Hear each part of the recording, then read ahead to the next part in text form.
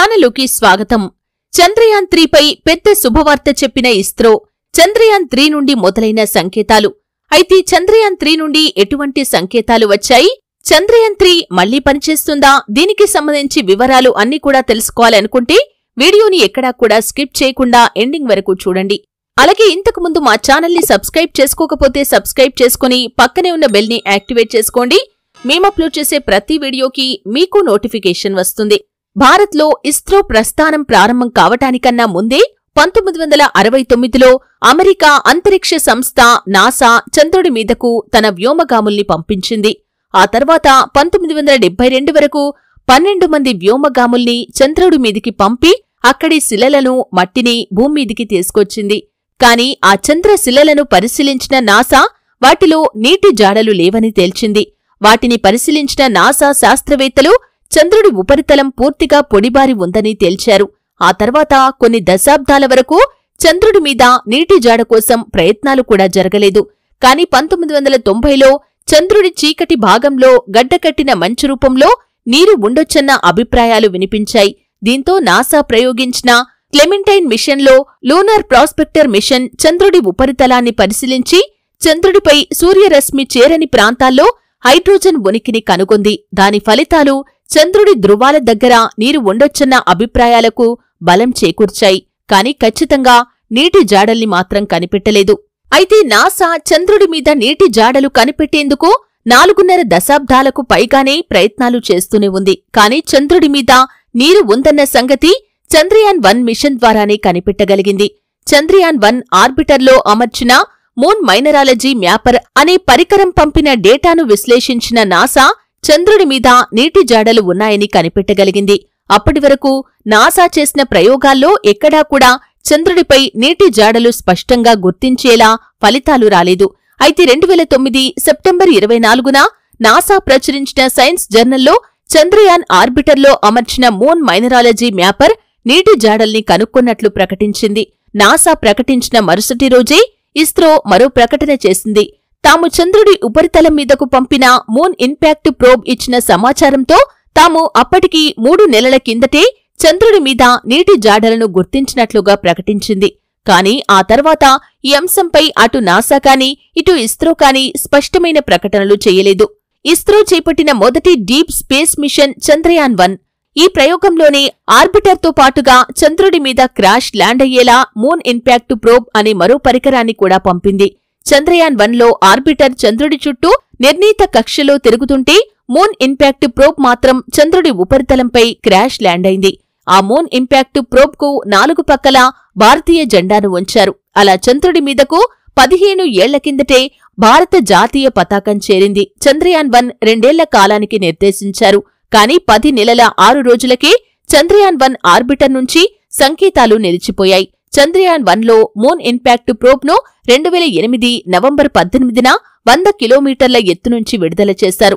25 నిమిషాల్లో అది చంద్రుడి దక్షిణ ధ్రువం మీద పడేలా చేశారు. అయితే ఇది ల్యాండర్ మాదిరిగా సేఫ్ ల్యాండింగ్ అవ్వదు. కాని దీన్ని కంట్రోల్డ్ గానే ఇస్రో చంద్రుడి దక్షిణ ధ్రువంపై పడేలా చేయగలిగారు. ఆ మూన్ ఇంపాక్ట్ ప్రోబ్లో అమర్చిన చంద్రాస్ ఆల్టిట్యూడ్ కంపోజిషన్ ఎక్స్ప్లోరర్ చంద్రుడి ఉపరితలం నుంచి 650 మాస్ స్పెక్ట్రా రీడింగ్స్ ను సేకరించింది. ఈ సమాచారాన్ని విశ్లేషించిన ఇస్రో చంద్రుడి మీద నీరు ఉన్నట్లు 2009 సెప్టెంబర్ 25న ప్రకటించింది. ఇక చంద్రయాన్ విజయం తర్వాత ఇస్రో దాదాపు 4 టన్నుల బరువైన పేలోడ్ను అంతరిక్షంలోకి తీసుకెళ్లగల రాకెట్ GSLV MK3ని తయారు చేసింది. ఆ తర్వాత ఆ రాకెట్ సహాయంతోనే 2019లో చంద్రయాన్ 2 ప్రయోగం జరిగింది. ఈ ప్రయోగంలో చంద్రుడి చుట్టూ తిరిగే ఆర్బిటర్తో పాటు ల్యాండర్ విక్రమ్, రోవర్ ప్రజ్ఞాన్ను కూడా పంపించారు. ఆర్బిటర్ విజయవంతంగా కక్షలో తిరుగుతుంది. ఇప్పటి వరకు ఆ ఆర్బిటర్ చంద్రుడి ఉపరితలాన్ని చాలా వరకు స్కాన్ చేసింది. వాటి నుంచి ఎంతో విలువైన సమాచారాన్ని భూమికి పంపించింది. అంతేకాకుండా అప్పట్లోనే ఈ ఆర్బిటర్ జీవితకాలం 7.5 ఏళ్లు అని ఇస్రో నిర్ధారించింది. ఇప్పటివరకు 3 ఏళ్ల 10 నెలలకు పైగా అది చంద్రుడి చుట్టూ తిరుగుతూ తన సేవలు అందిస్తుంది.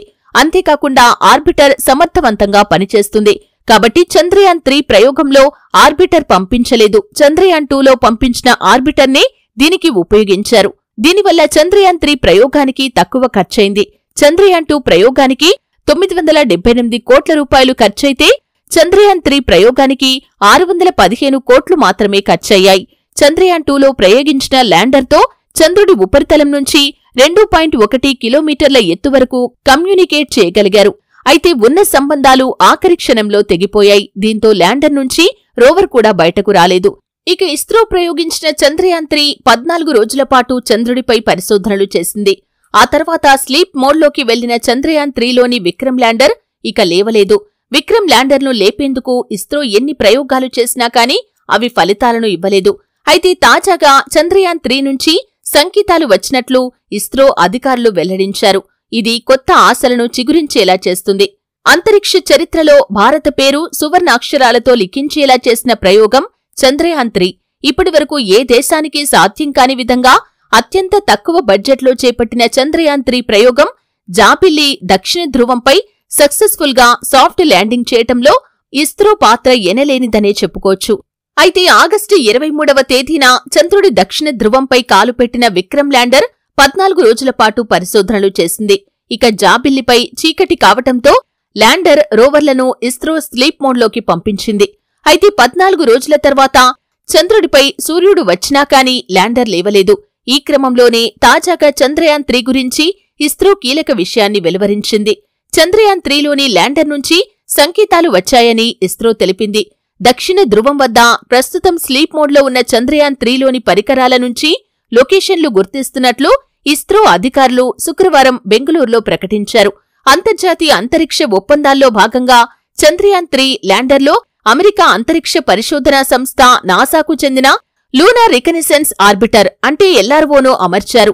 ఆ ఎల్ఆర్ఏలోని లేజర్ రెట్రోల్ రిఫ్లెక్టర్ చంద్రుడి దక్షిణ ధ్రువంలోని లొకేషన్ మార్కర్ సేవలను పునరుద్ధరించిందని ఇస్రో శాస్త్రవేత్తలు వివరించారు.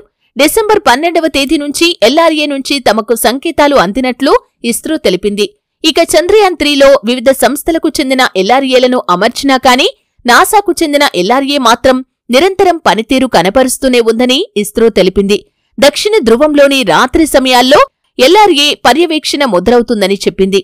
చంద్రయాన్ 3 నుంచి తూర్పు వైపుకు మళ్లీ ఉన్న ఎల్ఆర్ఓలోని లేజర్ అల్టిమీటర్ చంద్రయాన్ 3 ఉండే ప్రాంతాన్ని ఎప్పటికప్పుడు అందించగలుగుతుంది. ఇందులోని 8 ఫలకల రెట్రో రిఫ్లెక్టర్లు దక్షిణ ధ్రువంలోని వాతావరణానికి అనువుగా ఏర్పాటయ్యాయి.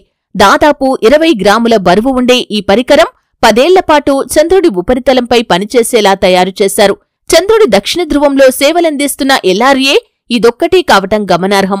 చంద్రయాన్ 3 ప్రయోగంలో భాగంగా విక్రమ్ ల్యాండర్ గత ఏడాది ఆగస్టు 23వ తేదీన చంద్రుడి దక్షిణ ధ్రువంపై విజయవంతంగా దిగింది. 14 రోజుల పాటు ప్రజ్ఞాన్ రోవర్తో పాటు జాబిల్లిపై పరిశోధనలు చేసి భూమికి అత్యంత విలువైన సమాచారాన్ని అందించింది. చూశారు కదండి, చంద్రయాన్ 3 నుండి వస్తున్న సంకేతాలు ఏంటో తెలుసుకున్నారు. వీడియో నచ్చితే ఖచ్చితంగా లైక్ చేయండి. మరిన్ని మంచి వీడియోల కోసం ఇప్పుడే మా ఛానల్ని సబ్స్క్రైబ్ చేసుకోండి.